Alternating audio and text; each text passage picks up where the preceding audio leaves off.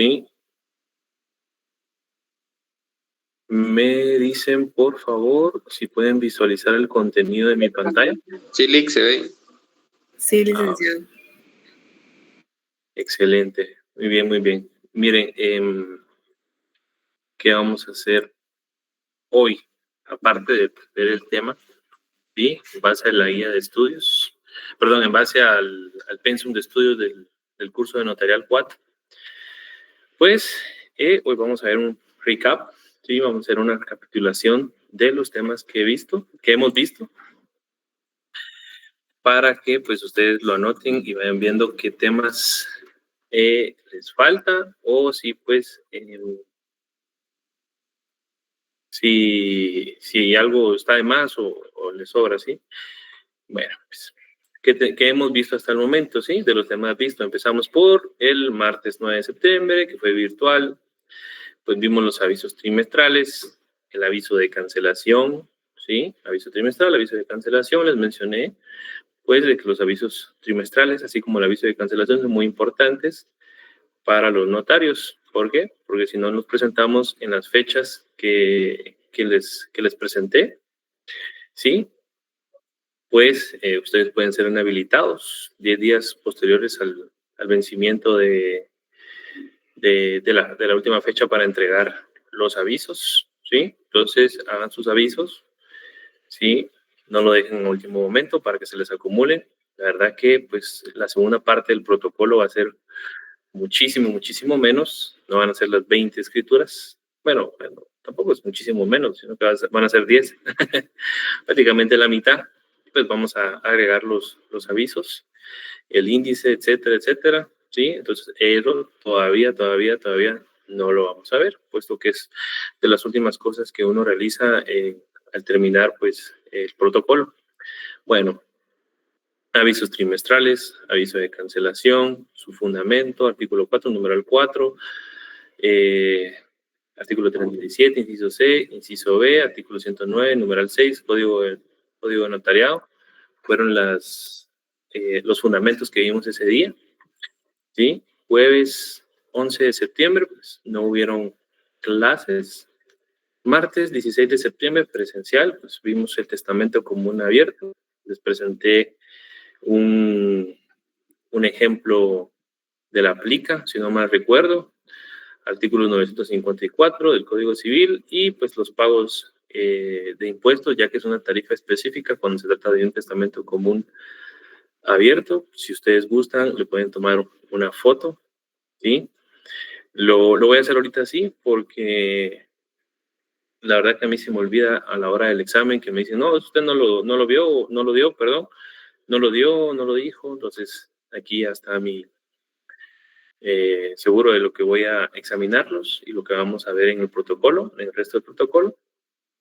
Bueno, jueves 18 de septiembre, pues era presencial, pero por cuestiones ahí de la universidad se volvió virtual.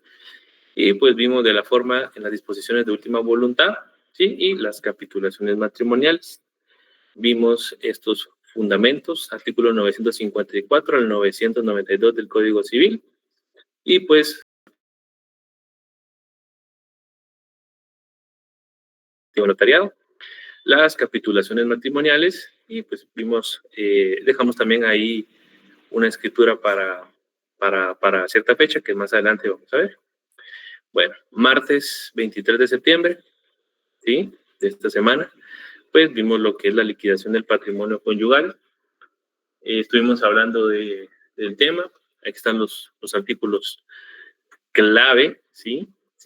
Énfasis en clave, que los estudien, los lean, que los comprendan. Bueno, artículo 37, 109 del Código Notariado, también lo vimos, ¿sí? Bueno, ¿cuáles son las escrituras que hemos visto hasta el momento? ¿Sí? Bueno, pues tenemos la escritura número 21, de fecha 1 de julio de 2025, que es un testamento común abierto. Ustedes tienen en su cuaderno anotado, pues, las escrituras que llevamos. Yo estaba viendo el mío, por eso les pregunté el martes pasado. Pues son las mismas fechas, ¿verdad? No sé si me escuchan o no lo escucho. Sí, se le escucha, licenciado. Sí, le escuchamos. Ok, súper. Bueno, testamento común abierto, escritura número 21, de fecha 1 de julio de 2025, capitulaciones matrimoniales, la escritura número 22, de fecha 15 de julio de 2025, liquidación del patrimonio conyugal, escritura número 23, de fecha 30 de julio de 2025. Aspectos importantes. Miren, yo aquí les comenté pues de que solo les iba a proporcionar la fecha de la escritura. Y aquí todavía le estoy agregando todavía el número de orden, pero es una cuestión que ustedes deben de manejar. Tómenle foto, si gustan, ¿sí? No olvidar realizar los avisos correspondientes dependiendo de la fecha en que lleguemos al protocolo de práctica, ¿sí? ¿A qué me refiero con eso? Bueno, yo a partir de ahora, ¿sí? Ya no les voy a mencionar a ustedes. Hagan el aviso del trimestre 3 o el aviso del trimestre número 4 o el aviso de cancelación. Realmente es algo que se aprende con la práctica y pues ustedes en ese protocolo de práctica pues todavía vamos a ver un par de escrituras durante los últimos pues 3 trimestres que quedan del año, puesto que la primera parte del protocolo solo abarca el primer trimestre. Entonces, quedan ustedes advertidos de realizar sus avisos. Asimismo, los avisos de cancelación, si fuésemos a cancelar una escritura. ¿Sí? Bueno, realizar los testimonios y testimonios especiales de las escrituras. Importante, siempre detallar en las razones los montos a pagar, firmar, foliar, sellar, timbrar, y utilizar de forma correcta los timbres de los testimonios. Sí, de ahora en adelante ya no voy a permitir que entreguen trabajos sin que estén foliados, firmados y sellados, bueno, timbrados, y que inutilicen los timbres de manera inadecuada. Bueno, cuando yo les comento siempre detallar en la razón de los montos, realmente en la práctica no es necesario, pero para fines educativos necesito que lo hagan. Parece que tenemos una mano levantada. José Huarcas Lares. Sí, licenciado, yo tengo una duda sobre los avisos. Es sobre todas las escrituras que hemos hecho, o sea, que las 20 más las 10 que nos va a dar, o sea, es sobre todo. O solo de las 10. Vamos a ver. ¿Alguien más tiene esta misma duda? Bueno, yo tengo entendido que solo la que nos falta ahorita, las 10 que estamos iniciando, licenciado. Vamos a explicar rapidísimo lo que son los avisos, ¿sí? El notario tiene la obligación de, al finalizar cada trimestre del año, rapidito, el trimestre tiene 4 trimestres. Enero, febrero, marzo, primer trimestre, abril, mayo, junio, segundo trimestre, así de 3 en 3 hasta llegar a diciembre, ¿sí? Como notario, en el artículo 37 tenemos la obligación de presentar este aviso, ¿sí? Por ejemplo, nosotros, bueno, lo que estamos viendo, nosotros realizamos 20 escrituras este año en nuestro protocolo ficticio de práctica. Nosotros vamos a presentar un aviso trimestral fundamentado en el artículo 37, inciso A, si no mal recuerdo, pues mencionando que la última escritura que realizamos fue la número 20 de fecha 29 de marzo. El segundo trimestre, por razones didácticas, yo les dije que no había ninguna escritura. Entonces, ustedes tienen que presentar al final del protocolo de práctica el segundo aviso trimestral, que por cuestiones obvias, ¿qué va a contener? 0 instrumentos. Va, súper. Excelente, gracias, Lili. Bueno, el tercer trimestre, si nosotros solo realizamos 3 escrituras, que vamos a colocar en el tercer aviso trimestral, que la última escritura que autoricé, por ejemplo, si fuésemos a llegar a la número 25, que la última escritura que realicé en el tercer trimestre del año 2025 fue la escritura número 23 de fecha tal, ¿sí? Esos son los avisos trimestrales. Al finalizar el año, pues vamos a presentar al finalizar el año y tal vez como por 5 de febrero, si no me recuerdo, vamos a presentar el cuarto aviso trimestral, ¿sí? Y si hubiesen avisos de cancelación, es un tema que ya vimos. Entonces, no sé si tiene alguna otra duda aquí el compañero que preguntó. No, licenciado, gracias. Ok, Dora, rápido. Buenas noches, licenciado y compañeros. Buenas Solo noches. me surge la duda. ¿En los avisos trimestrales únicamente se pone la última escritura que se autorizó, licenciado? Le pregunto porque en mi protocolo el año pasado de la clínica, pues nosotros poníamos todos, entonces tengo esa duda.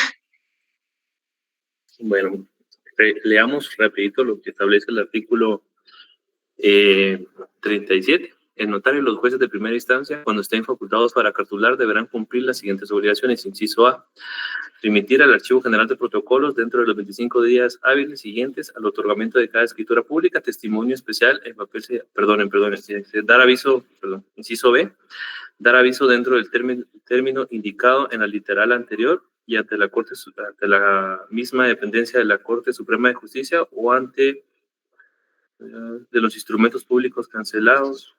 Y el aviso C.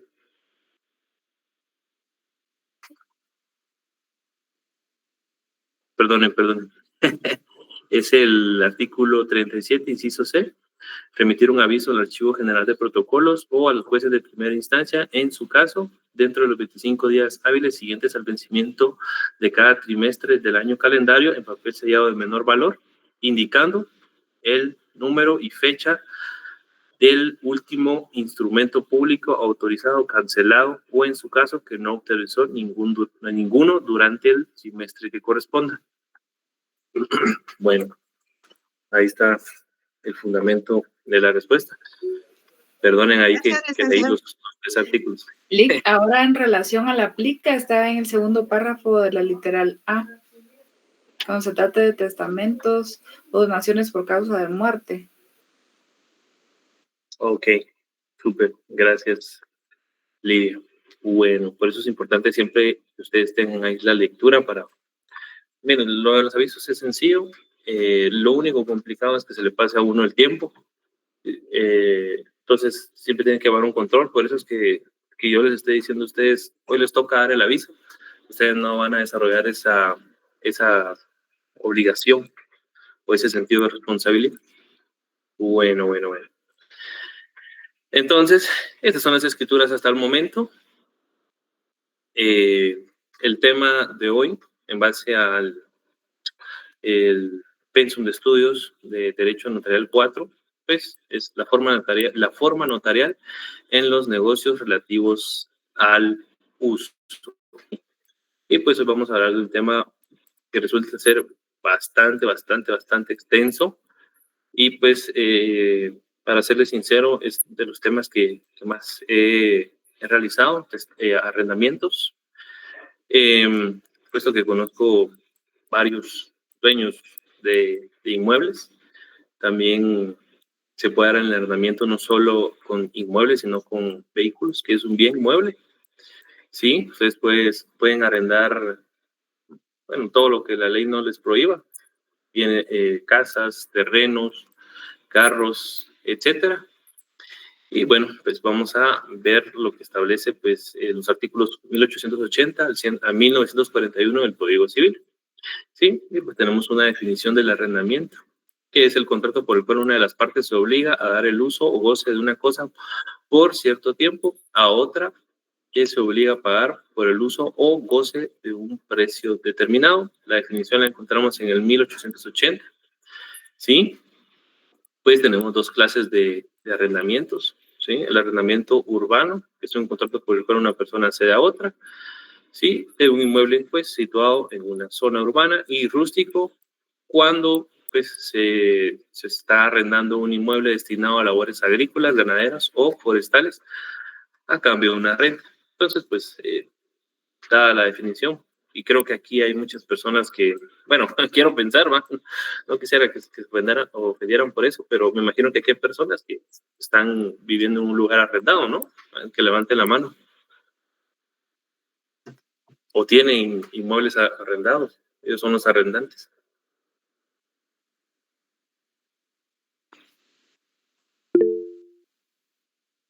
José Huarcas Lares, muy bien. Imagino que levantó la mano solo para ver que está bien. Bueno. Muy bien. Jennifer, ¿una pregunta? No, licenciado, solo que sí, yo arrendo también. Ah, muy bien. Súper. Bueno, todos tenemos claro los conceptos de arrendatario y arrendador. Arrendante, sí, el arrendatario, pues, bueno, creo que ya lo vieron ustedes en civil, ¿no? De los conceptos. Arrendatario, inquilino, arrendante, dueño. Sí, súper. Sí. Va, excelente. Bueno, pues tenemos la forma de los contratos en el arrendamiento. Sí, aquí tenemos una imagen de una escritura pública y pues es un montón de contratos de arrendamiento en documento privado que he realizado. Y pues el artículo 1574 del Código Civil pues nos da la virtud a nosotros de que podemos realizar contratos por escritura pública o por documento privado. Sí, entonces es cierto, estamos viendo el notarial 4 y aquí todo es protocolo. Debería ser protocolo, pero pues aquí hay algo que podemos nosotros tomar dos caminos hasta cierto punto, ¿sí? Nosotros pues podemos realizar los contratos en documento privado, ¿sí? Tomando en cuenta todo lo que establece el título de arrendamiento en el Código Civil, ¿sí? Pero hay excepciones, ¿sí? Para eso pues vamos a darle lectura al artículo 1125, numeral 6 del Código Civil, ¿sí? Y es que, pues, nosotros tenemos la obligación de realizar los contratos de arrendamiento en escritura pública cuando se conste de arrendamiento o subarrendamiento, cuando lo pida uno de los contratantes y obligatoriamente cuando sea por más de 3 años o que se haya anticipado la renta por más de 1 año, ¿sí? Artículo 1125, numeral 6 del Código Civil. Entonces, pues, si nosotros realizamos un contrato de arrendamiento por ejemplo, yo realizo los contratos de arrendamiento por 1 año o 2, sin mucho, pero por lo general todos son 1 año, ¿sí? Lo hago en documento privado. Documento privado, pues la redacción está como que ellos lo hubiesen escrito, ¿sí? Y pues al finalizar ellos firman el arrendante y el arrendatario y pues el notario procede a legalizar las firmas en la ciudad de Guatemala. ¿Sí se acuerdan ustedes de cómo es una legalización de firmas, verdad? Si no, van el examen, si no se acuerdan.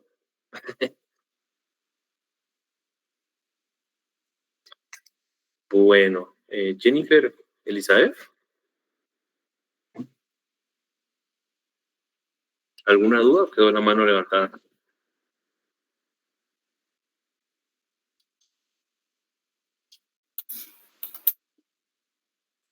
Bueno, vamos a hacer caso omiso. Bueno, clarísimo, ¿eh? ¿Sí? Podemos realizar arrendamientos en documento privado, pues cuando no exceda de 3 años, ni se haya anticipado la renta por más de 1 año. Sí, de la interpretación de estos dos artículos entendemos que la legislación guatemalteca tenemos la libertad de realizar contratos primero en escritura pública o en documento privado. En este caso, el arrendamiento de bienes inmuebles no obliga a los comparecientes a realizar escrituras públicas, a realizar el contrato en escritura pública, sino por situaciones expresas en la ley. Por ejemplo, las que acabo de señalar: arrendamiento, subarrendamiento por más de 3 años y renta anticipada por más de 1 año.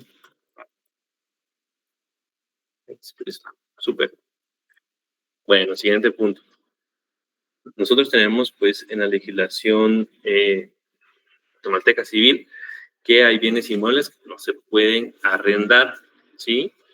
Por ejemplo, tenemos el contrato de arrendamiento por más de 3 años. Pues no podemos arrendar inmuebles por más de 3 años, ni recibir la renta anticipada por más de 1 año de los bienes de los hijos menores de edad, sin autorización judicial. Sí, se entiende clarísimo el ejemplo, que si nosotros pues, le compramos un inmueble a nuestro hijo, bueno, a cada uno con su hijo, y pues queremos arrendarlo por más de 3 años, no podemos, porque él es el dueño, ¿sí? Puede que haya un representante legal, puede ser uno mismo, pero sigue siendo él el dueño.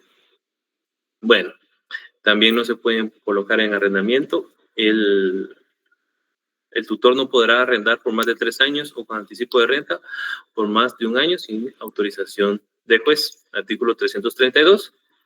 Bueno, entonces, ¿para qué nos sirven estos artículos? ¿Sí? Pues si nosotros vamos a realizar una escritura y vienen una de estas dos personas, ya sea el padre del hijo o el tutor del menor de edad, no podemos, si no es con autorización judicial. Bueno, pues empezamos con las características de los contratos de arrendamiento. Sí, como les menciono, pues este tema es bastante extenso y yo lo he tenido que leer varias veces porque esto de los contratos siempre le llaman a uno y suceden cosas de que algún inquilino no quiso pagar, de que tuvieron algún conflicto, de que le pegaron a... Bueno, varias historias, ¿verdad? Le pegaron y las mataron. Características de los contratos de arrendamiento. Es consensual, se perfecciona con el consentimiento de ambas partes, no requiere ser solemne a excepciones que establece la ley. Es bilateral, genera derechos y obligaciones para ambas partes, ¿sí? No puede existir un contrato de arrendamiento sin que las dos partes, o 3 o 4, las que sean, pues estén de acuerdo, ¿eh? El que quiere y pues, el que acepta. Es oneroso, ¿sí? No hay contrato de arrendamiento que no implique un precio, pues ese es el objetivo. Es conmutativo, eso quiere decir que alguien usa el bien y el otro paga la renta. Es de tracto sucesivo, sus efectos se prolongan por el tiempo mediante pagos de renta. Es temporal porque tiene un plazo determinado y puede recaer sobre bienes muebles o inmuebles, como les mencioné. Ustedes pueden hacer un contrato de arrendamiento sobre un vehículo. Sí, esto me trae a colación, pues, de que nosotros platicamos ¿se recuerdan en los contratos relativos de dominio? Específicamente con reserva de pacto con reserva de dominio. No sé si se recuerdan de qué se trata eso. ¿Alguien ahí que quiera participar?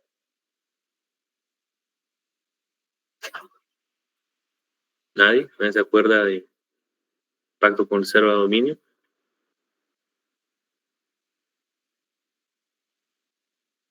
Bueno, lo vimos que cuando realizamos un contrato con pacto de reserva de dominio, por ejemplo, y es más común en los vehículos, es que el objetivo es trasladar el bien, ¿sí? De enajenación, y que pues uno tenga el inmueble y el otro pues el pago, ¿verdad? Sí, el objetivo es trasladar el inmueble, ¿sí? Y en este caso pues no se transmite la propiedad del bien, ¿sí? Esa es la característica de los contratos de arrendamiento, que no se transmite la propiedad. Yo imagino que a estas alturas ninguno de ustedes cree eso que dicen de que a los 10 años, 15 años de estar alquilando un inmueble pasa a ser del arrendatario, ¿sí? Porque eso realmente no pasa. Así como alguien me comentó una vez, un arquitecto me dijo, pero si atropellan a alguien debajo de una pasarela, no hay responsabilidad penal. No, obvio no. ¿Sí? Bueno, no sé si hay alguna duda con respecto a estas características. Licenciado, a mí me tocó sacar unos inquilinos que me pidieron favor por lo mismo, de que creían que a los 10 años ya se iban a hacer posesión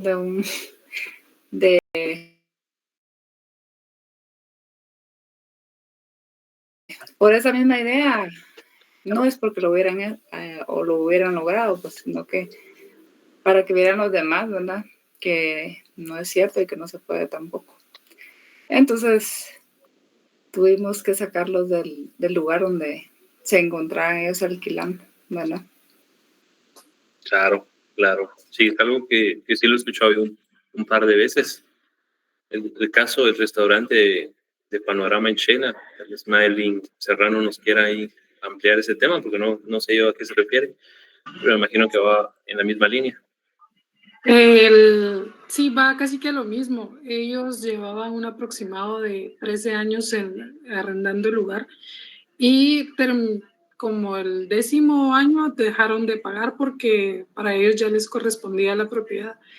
El dueño de la propiedad estaba en Estados Unidos y quien ejercía la representación era el hermano. Entonces, cuando en el 2º año ellos definitivamente no pagan, se empieza un proceso de desalojo y todo el asunto, y por eso es que Panorama, para quienes han ido a Shela y lo conocían, ya no existe porque los desalojaron hace un par de años por esa misma razón. Excelente. Sí, sí, definitivamente, pues los contratos de arrendamiento no tienen como fin transmitir la propiedad, no se pueden enajenar. Bueno, siguiente. Bueno, artículos importantes, ¿sí?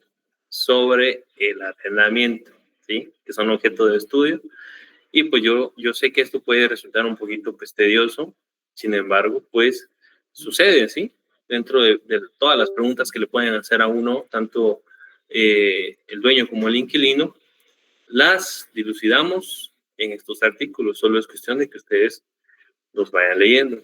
Y si hay algunos, pues de que son un poquito confusos o ambiguos, si así lo queremos ver, pero pues para eso estamos el día de hoy. Bueno, artículos importantes sobre el arrendamiento que pueden ser objeto de estudio, por lo cual yo si fuera usted le tomaría una foto. La renta o el precio del arrendamiento debe consistir en dinero o en cualquier otra cosa equivalente. ¿Sí? Como lo vimos, pues la característica del contrato es que sea oneroso. Hay algo a cambio por el uso del bien. Número 2, solo los propietarios que tengan capacidad para contraer derechos y obligaciones y los administradores que tengan autorización podrán arrendar los inmuebles, ¿sí? Consentimiento del cónyuge. Bueno, hemos visto ahí sobre lo que es el patrimonio conyugal, ¿sí? Y pues aquí, nuevamente, expresamente la ley nos establece que sin el consentimiento del cónyuge, nosotros no podemos dar en arrendamiento un inmueble que sea parte del patrimonio conyugal por un plazo mayor a 3 años o un año de renta anticipada. ¿Sí? Entonces, si ustedes, pues, ante su oficina llega una persona solicitándoles que se pongan en arrendamiento una de sus casas que es parte del patrimonio conyugal por un plazo mayor de 3 años, ya es cuestión de ustedes como notarios averiguar a nombre pues, de quién está el inmueble, si la persona está casada, etcétera. Sí, pero como les digo, a mí solo una vez me ha tocado ver que alguien me solicite un contrato mayor a 2 años. Por lo general siempre es un año y se renueva de manera voluntaria. Pero pues, artículos importantes.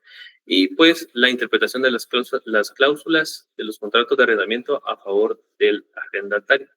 Sí, si existen pues cláusulas ambiguas, oscuras, se deben de siempre interpretar a favor del arrendatario. ¿Sí? Bueno, continuidad del contrato de arrendamiento, aunque el arrendante enajene la cosa. ¿Sí? Bueno, vamos a suscitar un poquito de participación para explicar este artículo. Alguien que nos ayude con la lectura de 1894.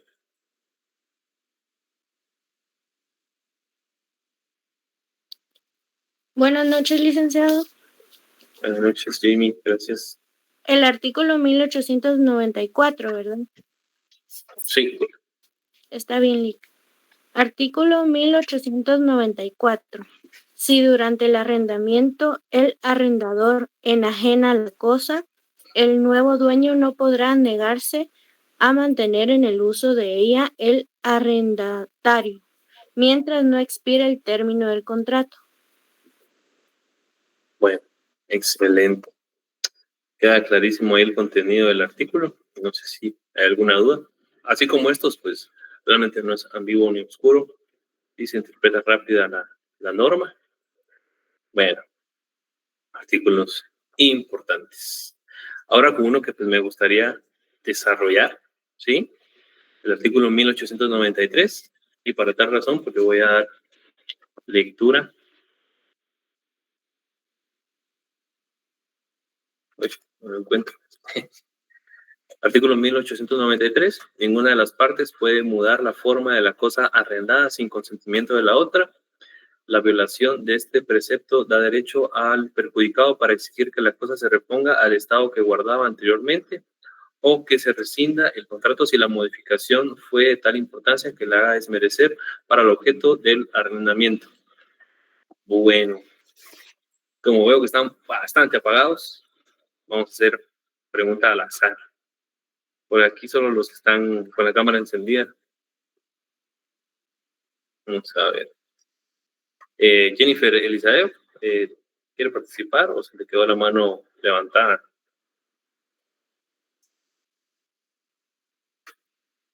Bueno, se salió Jennifer. Perdón, licenciado. No, perdón, es que estaba bloqueado mi teléfono, pero ahorita trabajo, disculpe, hoy. Bueno, vamos a ver. ¿Quién es Kimberly Estefanía Zipá? ¿Qué entiende usted por el artículo 1893? Vamos a hacer una lista de los que no participan. ¿Sí?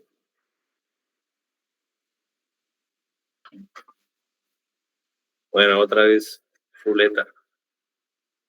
Brian Mack. ¿Qué entiende usted por el artículo 1893? Buenas noches, licenciado. Comprendo que cuando un bien se da en arrendamiento, ninguna de las partes, digamos las dos personas, puede realizar cambios, comprendo yo, o alteraciones del bien arrendado sin que la otra persona sepa y esté de acuerdo. Caso contrario, el contrato se da por terminado. O la parte perjudicada tiene el derecho, la ley le otorga el derecho de obligar a la otra parte a restablecer o restituir el bien en el estado en el que se encontraba. Excelente. Gracias, Brian Mack. Ahí es marcando su nombre por su participación. Excelente. Bueno, el artículo 1893 establece pues de que el contrato de arrendamiento es un contrato de confianza. Ni el arrendador, propietario, ni el arrendatario inquilino pueden modificar la forma, estructura o condiciones esenciales del bien arrendado sin autorización expresa de la otra parte. El contrato de arrendamiento implica entregar y devolver la cosa en el mismo estado en que fue recibida, salvo el desgaste natural por uso. Si una de las partes modifica la cosa sin consentimiento, la otra puede exigir la reposición, que se devuelva el bien a su estado original, o pues solicitar la rescisión del contrato si la modificación es tan grave que el bien ya no sirve para el fin pactado. Bueno, entonces el artículo 1893 enseña que el arrendamiento es un contrato de confianza y conservación donde el uso del bien no autoriza transformarlo sin permiso por ambas partes. ¿Sí? Un ejemplo, pues, puede existir y lo podemos aplicar en que nosotros realizamos un contrato de arrendamiento, por ejemplo, de un local, ¿sí? El dueño, pues, le da al inquilino, por así decirlo, al arrendatario, pues, el inmueble para tal fin y para eso, pues, le otorga ciertos metros cuadrados, un baño, ciertos servicios, ¿sí? Que son indispensables para el uso del local. Y pues si el arrendante, dígase el dueño, en algún momento, pues porque tiene más locales, decide botar una pared, quitar algún servicio, quitar el baño, cortar algo que pues sea tan grave que ya no se puede utilizar el bien, pues tiene estas dos salidas. El arrendatario, pues exigir la reposición o solicitar la rescisión del contrato sin prejuicio del arrendatario.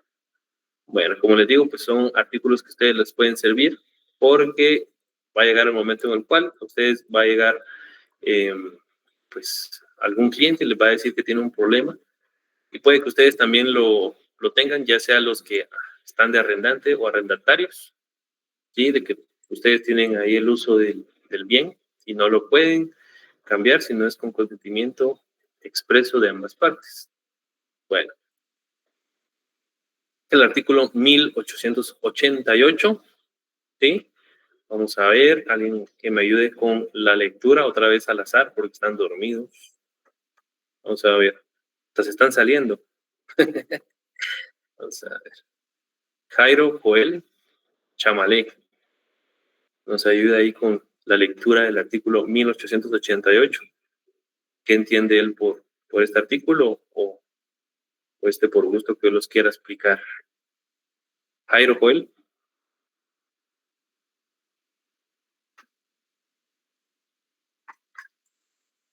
De verdad se están saliendo, ¿eh? Dicho licenciado, empezó a preguntar, sacámonos. Va. Ahí vamos a anotar a... Bueno, Dairin de Los Ángeles, por favor. Muy amable. Bien, lo voy a leerle.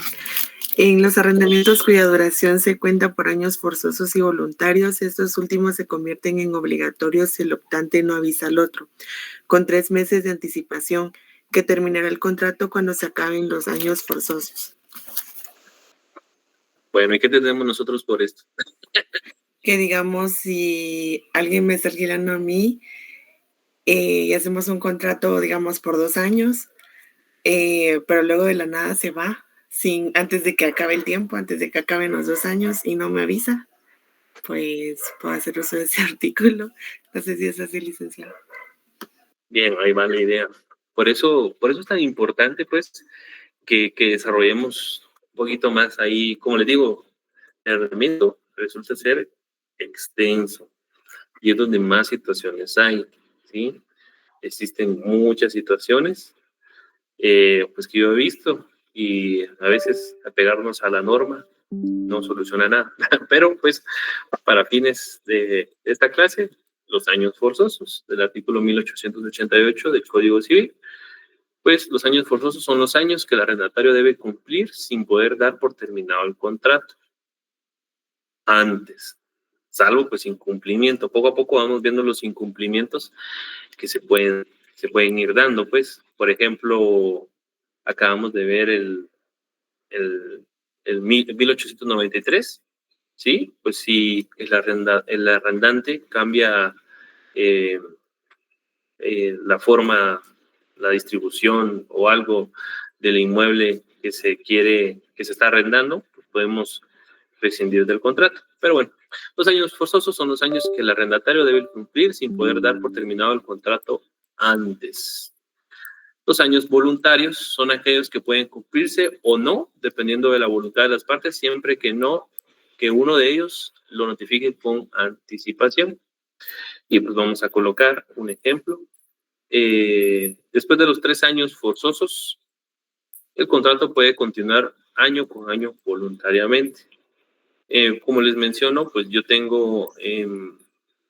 realizo los contratos para un año de arrendamiento, sería un año forzoso, y pues por lo general lo que sucede es de que los inquilinos deciden seguir pagando, y ahí sí que tácitamente pues uno paga y el otro lo sigue dando en arrendamiento, entonces se extiende el contrato, pero ya no es un año forzoso, sino que es voluntario, porque ambas partes pues hay consentimiento, ¿sí? Hay voluntad de los dos. Bueno, sigamos con el ejemplo. Después de los 3 años forzosos, el contrato puede continuar año con año voluntariamente, ¿sí?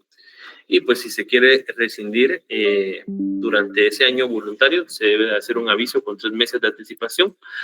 Si alguna de las partes quiere terminar el contrato al vencer los años forzosos, debe notificar con 3 meses de anticipación, ¿sí?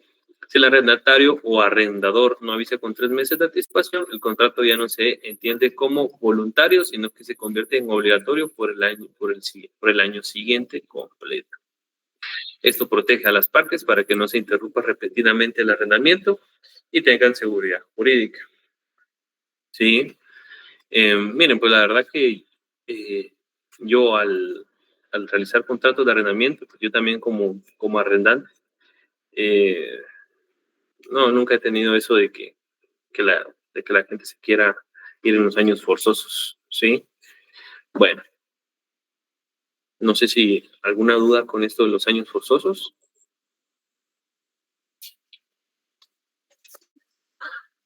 Nada, bueno, excelente. No me queda claro, perdón. Me confundo. No le quedó claro. ¿Qué le confunde? En sí todo me confunde. No ¿Por qué? entendí, perdón. Es que no entendí. ¿Sí, Kenneth? Vamos a ver, tal vez Kenneth nos puede decir algo ahí. Yo tengo una consulta, Vic, tal vez poner un ejemplo de mi propia persona y tal vez usted, para ver si estoy en lo correcto o no. O sea, por ejemplo, actualmente yo estoy arrendando una casa, pero mi contrato venció en marzo.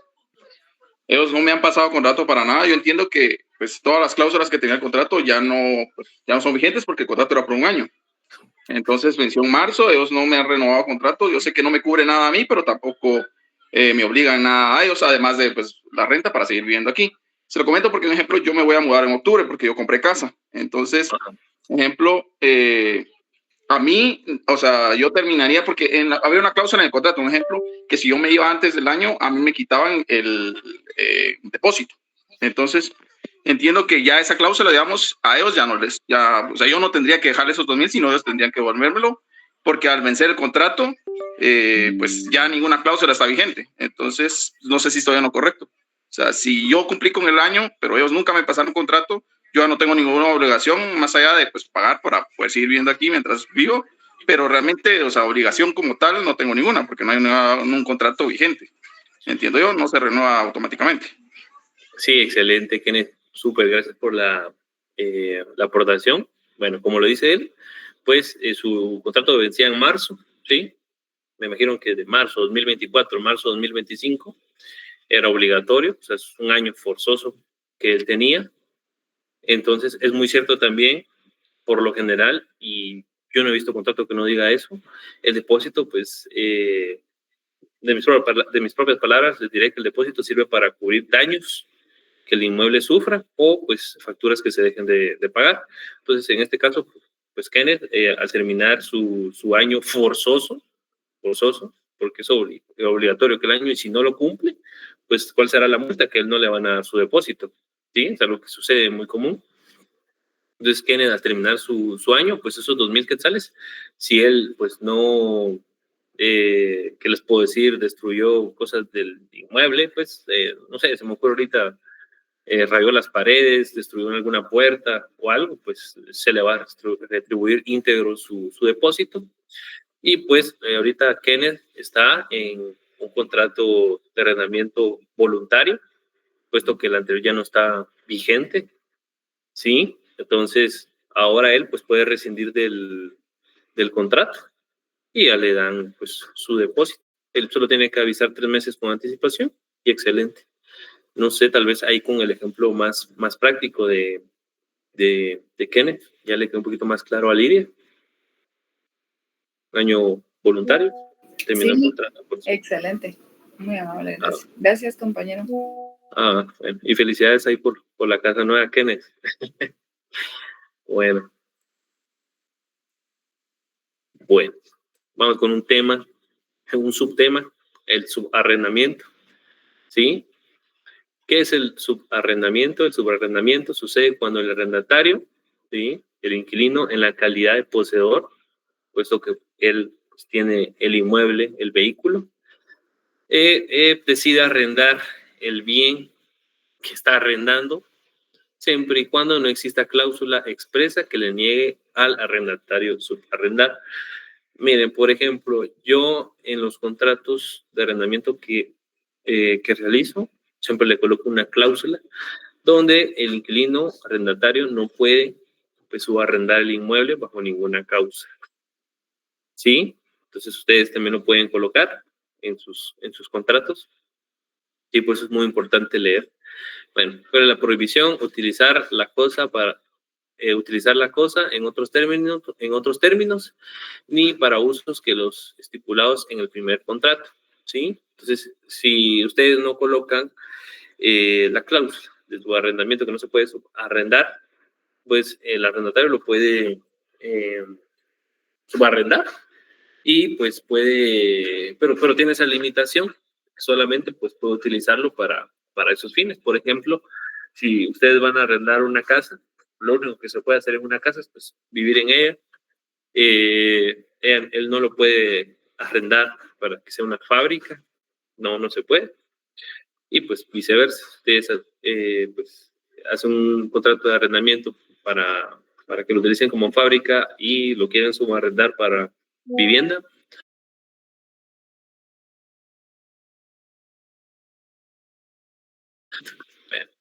Vencido el plazo del primer arrendamiento, el subarrendamiento queda sin efecto, aunque el plazo del subarrendamiento no hubiera vencido, salvo el derecho del subarrendador para exigir al arrendatario la indemnización correspondiente. ¿Sí? Bueno, ¿qué entendemos por eso? Vamos a ver, vamos a ponerlo más como un ejemplo para ver si lo entendemos. Sí, como les digo, hay tantas situaciones que se pueden dar en el arrendamiento y estamos viendo el subarrendamiento. Entonces vamos a ver, si Lidia pues decide, Lidia me dijo que tenía en arrendamiento un inmueble, ¿no? No, usted está arrendando. No la escucho, no está hablando. No, de los compañeros que dijeron que estaban arrendando, no fui yo, licenciado. Solo dije que en algún momento se habían sacado ciertos inquilinos, pero no eran míos. Ok. Bueno, sencillo, chicos. Aquí lo que sucede es de que, pues, si nosotros estamos arrendando un inmueble y el arrendatario lo arrienda y pues nosotros damos por terminado el contrato del arrendatario, ¿sí? O sea, la segunda persona en este caso, ¿sí? Y él lo arrendó a una tercera, ¿sí? Aunque él tenga un contrato vigente del subarrendamiento, se da por terminado el subarrendamiento porque se da por terminado el primer arrendamiento. Bueno, anótenlo porque eso para mí es importantísimo, ¿eh? ¿Sí? Yo he visto que esto lo realizan en la práctica cuando... ¿Sí, Kenneth? Solo tengo una consulta respecto a eso, Ali. Por ejemplo, uno puede llegar a tener apoyo de la PNC en caso de que el que subarrenda no quiera salir. Por ejemplo, yo estoy arrendando, lo subarrendé, yo sí me retiro porque me sacaron, pero el subarrendante no quiere salir de ahí. Hay manera de, o sea, siempre he tenido esa duda, hay apoyo de parte, o sea, yo puedo ir a la PNC, solicitar apoyo para poder desalojarlos, o cómo puedo yo hacer que ellos salgan, pues, porque muchas veces no quieren hacerlo. Por ejemplo, le voy a poner un ejemplo, tal vez no tiene mucho que ver, pero sí, en una parte. O sea, por ejemplo, mi suegra tenía su casa, ella arrendaba la casa, porque digamos que ella era la arrendante, podríamos decirle así, aunque era suya, le arrendaba la casa a alguien más. Ella salió porque la vendió, pero al quien se la arrendaba no quería salir. Entonces, casi que se le tuvo que pagar a ellos para que salieran de la casa. Entonces, mi pregunta es, ¿hay manera o había manera de no darles dinero, un ejemplo, y sacarlos de ahí? Porque entiendo que sí es como que conlleva más cosas, como dice el compañero que están escribiendo, pero, o sea, ¿hay manera de hacerlo, por ejemplo, pedir apoyo de la PNC o algo así? ¿Hacerlo de una manera más rápida? Bueno, miren, una cosa, pues, claro, que es lo que establece la ley. Y otra, pues, lo que se ha visto como tal en la práctica. Miren, yo le voy a relatar ahorita que menciona Kenneth. Hace como 4 o 5 años, mi papá tenía en arrendamiento, pues, un inmueble en zona 21, justo Rufino Barrios, y los inquilinos dejaron de pagar. ¿Qué puede hacer uno, no? ¿Sí? Uno no les puede cortar el agua, la luz, que es un derecho que está en la Constitución. ¿Sí? Bueno, solo lo traigo a colación porque mi papá desesperado vino y pues llamamos a la PNC, por ahí tengo las fotos. Llamamos a la PNC, una historia algo curiosa, pero la vamos a contar y si nos pasamos de tiempo nos detenemos hasta ahí. La cosa es de que llamamos a la PNC, llegó un montón de policías, ¿verdad? Miren, si es que estas personas están en mi inmueble y él con la escritura, ¿verdad? El primer testimonio de la escritura, que está a nombre de mi papá. Y no quieren desalojar, ellos no tienen sustento legal porque ni contrato de arrendamiento hayan hecho, ¿verdad?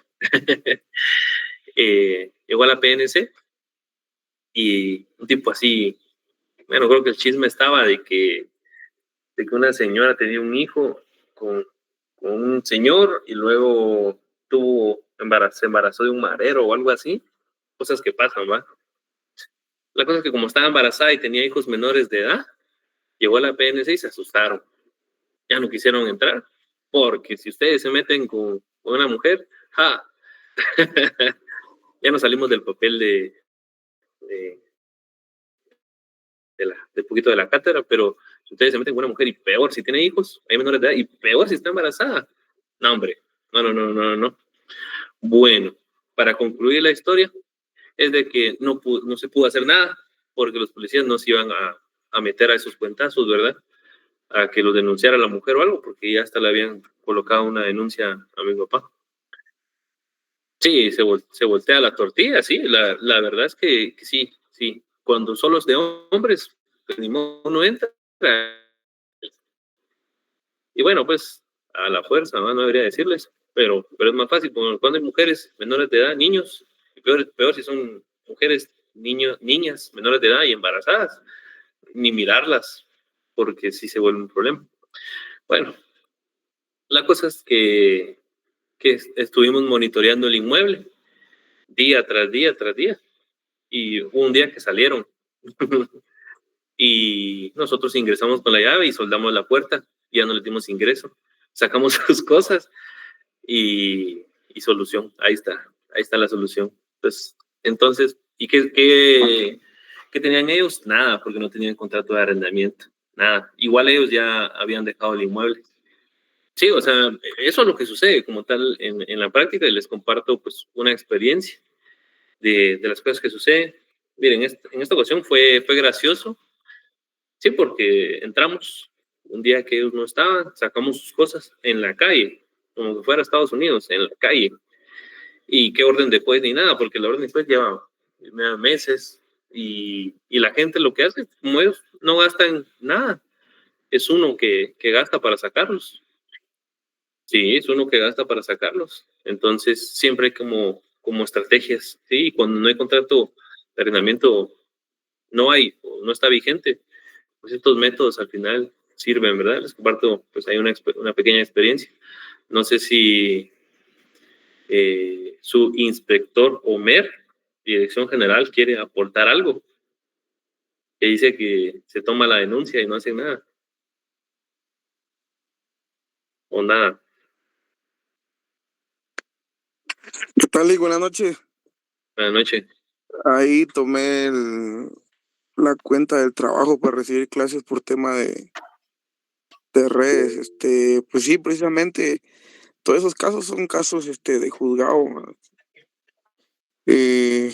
pues bien largos a la larga, porque precisamente se voltea la situación cuando hay mujeres embarazadas, menores de edad, y sobre todo ya han habido conflictos anteriores, porque resulta que las personas que no se quieren salir de los inmuebles, pues se asesoran más todavía que el propietario, ¿verdad? Entonces, de una u otra manera, pues se tiene que buscar la forma de hacerlos llegar a un acuerdo para dejar el inmueble. En su mayoría de casos aquí en el área de la ciudad es muy recurrente esa situación. Ellos piden algo a cambio para poderse salir, porque saben de que el proceso es bien tardado. Entonces Claro, es la sí. orden de lanzamiento en la cual es ordenada por medio del juez, ¿no? Ahí donde entonces, incluso había una mala práctica antes, pero poco a poco se ha ido mejorando los protocolos y los procesos de actuación, porque se veía antes que los mismos policías sacaban los bienes, muebles, por decirlo así, pero eso ya no es trabajo de los policías, es en todo caso también los mismos escenarios que se han dado en los desalojos, cuando anteriormente se veía a los efectivos policiales prácticamente desarmar los ranchos improvisados, ¿verdad? Pero hoy por hoy ya no es eso permitido, ya tienen que estar todas las partes, desde el escenario pequeño de un inmueble hasta un desalojo ya de una finca y todo eso, ya tiene que estar PDH, PGN y lo triste del caso es de que el juez como autoridad superior lo que hace es poner en conflicto a todas las partes y él nunca se presenta. Pero son casos bien interesantes ahí cuando se puede hacer algún aporte en ese ámbito, con todo gusto, Lick. Ya tenemos algunas experiencias compradas a la Sí, orden, Lick, súper. disculpe. Muchísimas gracias, Homer. Sí, miren, la verdad que al menos desde lo que yo he visto, meterse a pelear con mujeres embarazadas y niños, no, mejor hay que quede, mejor es buscar otra estrategia. Y sí, es cierto, también he estado en un desalojo que sucedió en Huehue. Ahí sí, el proceso vale la pena pagar y esperar. Sí, el proceso, por ejemplo, como mencionaba aquí el estimado Homer, o recuerdo yo que fue en Huehuetenango y unas fincas que valen millones y había, puchica, parecía pueblo eso de champas y todo. Ahí sí no, ahí sí vale la pena pagar todo el proceso, un abogado, pero un inmueble donde se arrienda por 1.500, 2.000, está difícil para el arrendante. Sí, Luz Helena del Carmen, ¿nos quiere compartir algo? Sí, licenciada, que no solo con mujeres y niños, sino que con ancianitos también. A nosotros nos pasó que hasta era un montón de gente joven, pero había una ancianita enferma y no se pudo hacer nada hasta que ella falleció. Se pudo actuar. Mientras ella estaba viva y enfermita, no se pudo hacer nada. Sí.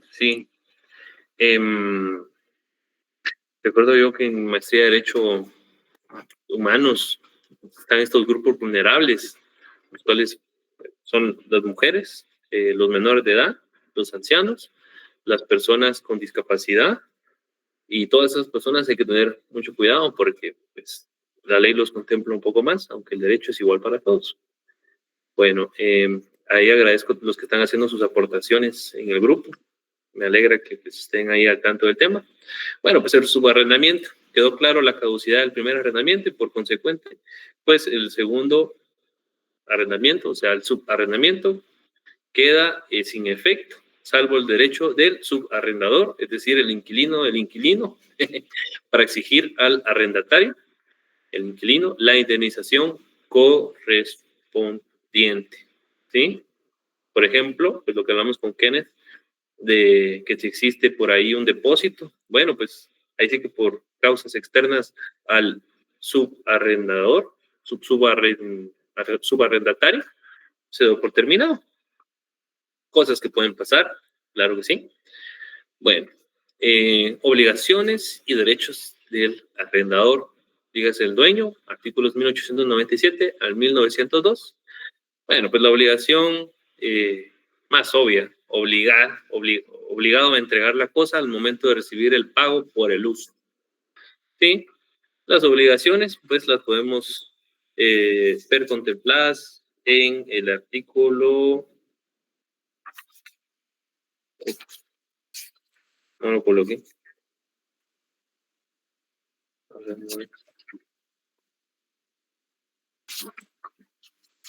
1901, ¿sí? Pues las obligaciones del arrendador, dígase el dueño, al momento de celebrarse el contrato, indicar si el bien tiene vicios ocultos, limitaciones y gravámenes. Sí, cuando nosotros veamos, porque imagino que lo van a pues, ver alguna minuta, cuando yo les solicite la escritura pública, pues vemos que el dueño indica que no existen vicios ocultos, limitaciones y gravámenes sobre el bien. Mantener al arrendatario en el goce pacífico de la cosa durante el arrendamiento es una bonita forma de decir no me estén. Y pues número 3, a no estorbar de manera alguna el uso de la cosa arrendada, a no ser por causas urgentes, ¿sí? Bueno, número 4, conservar la cosa arrendada en el mismo estado durante el arrendamiento, haciendo reparaciones. Pues ahí vemos una pequeña relación a lo que vimos en el contrato de confianza.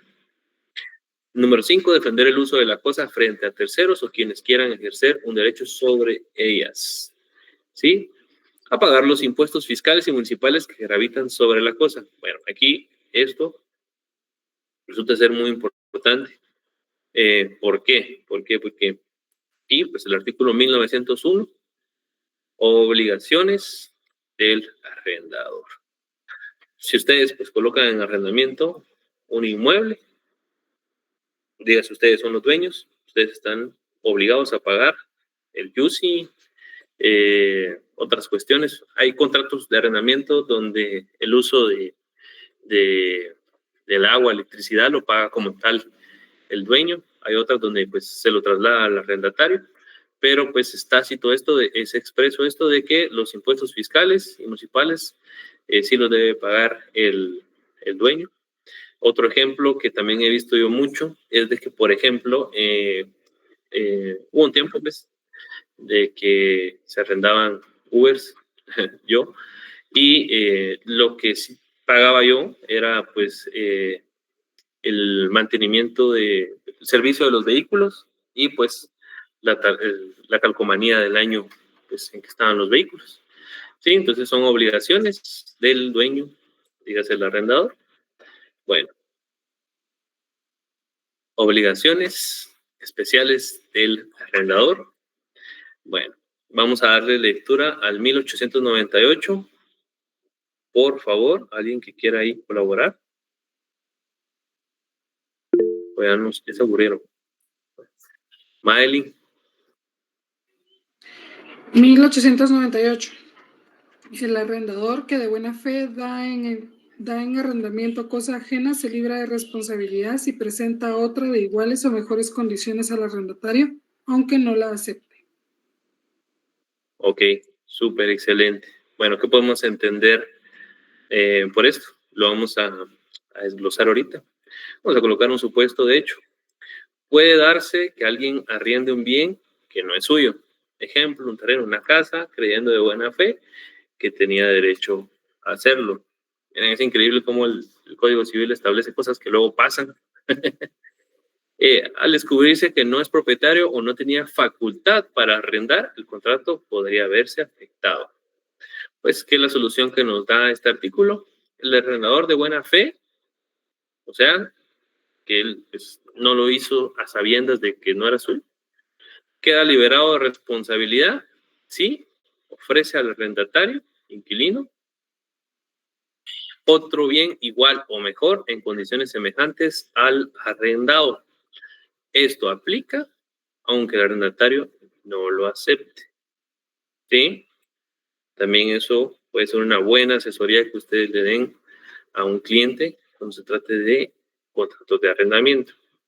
Bueno, para tal fin vamos a ver un ejemplo práctico. Una persona arrienda una bodega, ¿sí? Creyendo que era de su propiedad, pero luego se demuestra que pertenece a un tercero. Se puede pasar, imagínense a alguien en un subarrendamiento, parece que ya alguien más se lo había arrendado. Bueno, pues eso ya es, pueden pasar muchas cosas. Sí, pero alguien le arrienda una bodega a otro pensando que era suyo y que si había un tercero a quien sí le pertenece. Para no quedar responsable frente al arrendatario, el arrendador ofrece otra bodega del mismo tamaño o más grande en condiciones iguales o mejores, aunque el arrendatario inquilino diga no lo quiero. El arrendador ya no es responsable por daños ni por incumplimiento porque cumplió con la ley al presentar la alternativa. Bueno, entonces, ahí está. Ese es un ejemplo. Ustedes pues lo pueden utilizar en sus asesorías. Hoy pues ya aprendieron algo nuevo, ¿sí? Mira, esta casa no era mía, pero pues yo te ofrezco otra porque yo pensé que era mía, pero ¿qué si por X o Y razón no resulta que no es mía? Pues mira, te doy esta otra casa y es más grande, tiene otra habitación, otro baño. No la quiero. Bueno, pero igual no me puedes demandar porque yo estoy cumpliendo con lo establecido en el artículo 1898. ¿Sí? Pues dependiendo de ustedes qué parte, si el agraviado o el sindicado, se asesore con ustedes. No sé si hay alguna duda con respecto a eso. ¿Nadota? Se ríe, madre. Gracias. Va, excelente. Bueno, obligaciones especiales del arrendador, o sea, dueño. Número 2, también me parece a mí pues curioso, ¿sí? Para tal fin le vamos a dar lectura al 1902 del Código Civil, ¿sí? Vamos a ver, ¿alguien al azar o nada? Vamos a hacer la lista de los que están conectados y no participan. Yo No, le- Brian Mac ya participó. Miren, Vivian Marilú Pérez, no he visto que participe, y hoy con ánimos de participación nos va a dar lectura y su interpretación del artículo. Artículo 1902. Si el arrendador no hiciere las reparaciones que sean necesarias para impedir la destrucción o deterioro de la cosa, después de ser avisado de la urgencia de su realización, quedará a elección del arrendatario rescindir el arrendamiento o solicitar autorización judicial para hacerlas por su cuenta. El juez, con conocimiento de causa, fijará la cantidad máxima que el arrendatario podrá gastar y la parte de alquileres o rentas que deberá aplicarse al pago. Bueno, excelente, Vivian. Vamos a apagar un poquito los micrófonos. Bueno, Vivian, ¿y qué entendió usted ahí por este artículo? Esto es un problema recurrente que sucede mucho y nosotros como notarios lo vamos a ver. Yo creo que hay personas que dicen, wow, yo tenía eso, de los que están pues como inquilinos. Pucha, que puedo hacer eso, ¿va? Sí, ¿qué entendió usted por eso, Vivian? Vamos a Lo silenciamos. ¿Vivian?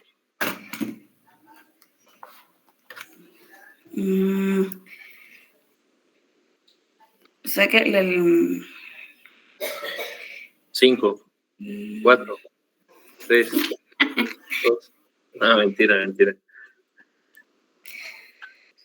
Pero eso es un problema recurrente. Gracias, Vivian. Gracias. Vamos a ver. Esto es un problema recurrente. Miren, pues, ¿qué leímos en los artículos anteriores? ¿Qué obligaciones tiene pues, el dueño para reparar la cosa? ¿Sí? Y cuando no lo quiere hacer, pues tenemos un artículo que nos ayuda para esclarecer esta duda. Vamos a leerlo. Sí, pues la regla general es que el artículo 1902 del Código Civil, el arrendador tiene la obligación de mantener el bien en condiciones de uso, es decir, que si yo arrendo un inmueble para vivienda, tengo que poder vivir ahí cómodo, ¿sí? O al menos, pues, en lo que se estipuló. Si se necesitan reparaciones urgentes, por ejemplo, ahorita en época de lluvia, sucede, ¿verdad?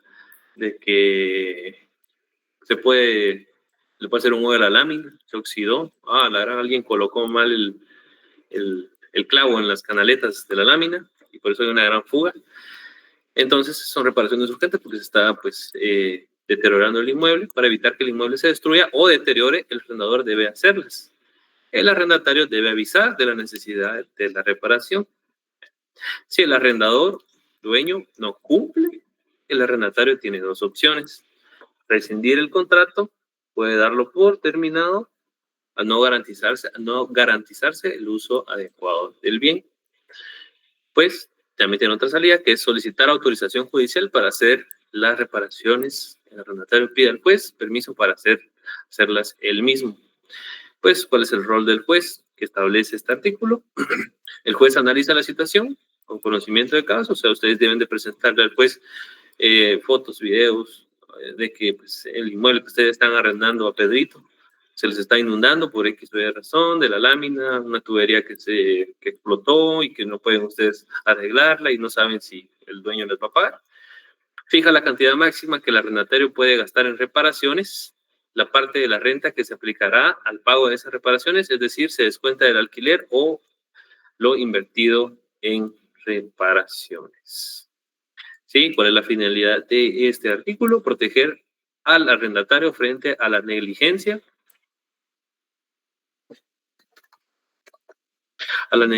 del arrendador, dueño. Mantener el bien útil y seguro. lo coloqué muy redundante. Equilibrar las obligaciones, que el arrendatario no quede desprotegido, ¿sí? Pero tampoco pueda gastar arbitrariamente, ya que el juez controla el monto. Bien, pues en la práctica, como tal, alguien tiene este problema, por ejemplo, de lo de la lámina, y nada, o sea, a que el dueño resuelva o algo, primero lo resuelve el inquilino y luego le pasa las facturas, ¿sí? Imagínense que se les explotó no sé, alguna tubería y tienen que avisar al juez y que él fije un monto con lo ocupado que están. No, pues realmente en la práctica suceden otras cosas, ¿sí? Pues una solución que ustedes pueden dar, pero pues, ya nos determina este artículo que es obligación del dueño, pues hacer las reparaciones correspondientes. Me imagino que pues si ya es una suma extraordinaria, muy, muy alta, pues ya se puede recurrir al juez. Por ejemplo, en arrendamiento de un edificio, un centro comercial, ya valdría la pena recurrir al juez. Bueno, miren, son las 8 horas, las 20 horas con 24 minutos. Pues yo creo que ya ha sido un tiempo prudencial, como les digo, pues el tema esto del arrendamiento, miren, es sumamente extenso y se pueden dar muchas ocasiones que les van a servir. Miren, yo por lo general a mí, arrendamientos, yo he visto varios. Pues al menos de eso puedo hablar bastante. Hasta podemos hablar ahí de cuestiones que pasan como tal en la práctica. Sí, pues todo como en el derecho depende, ¿verdad? Depende si van a pagar para hacer las cosas. Si no, no. Bueno, entonces, hasta el momento, para no colocarnos en otro tema, ¿quedó claro esto? Sí. Sí, licenciado. Una